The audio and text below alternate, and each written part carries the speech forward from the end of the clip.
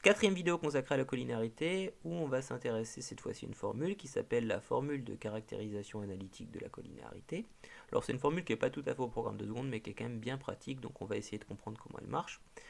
Donc je considère deux vecteurs u et v, de coordonnées x, y et x', y' dans un repère. Donc ici je les ai écrites en colonne, ces coordonnées, vous allez voir pourquoi après.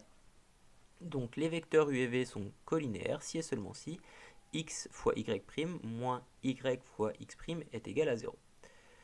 Alors, quand on écrit les coordonnées en colonne, en fait, on s'aperçoit que ça revient à faire un produit en croix, c'est-à-dire que ici, je calcule x, y' moins y fois x'.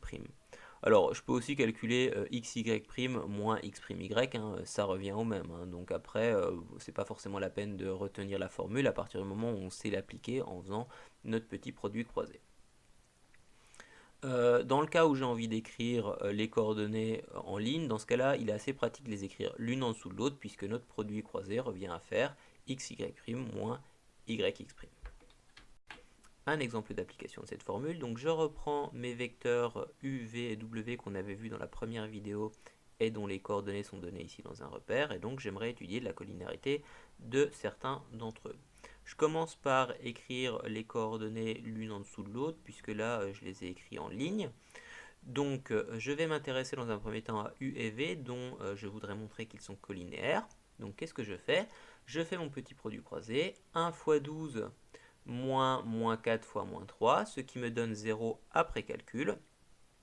Je peux donc en déduire que u et v sont collinéaires.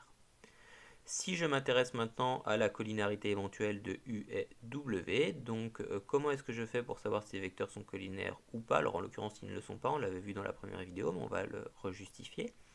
Donc je fais mon petit produit croisé, 1 fois 6 moins 4 fois 2, ce qui me donne après calcul 14. 14 est différent de 0, donc les vecteurs u et w ne sont pas collinaires.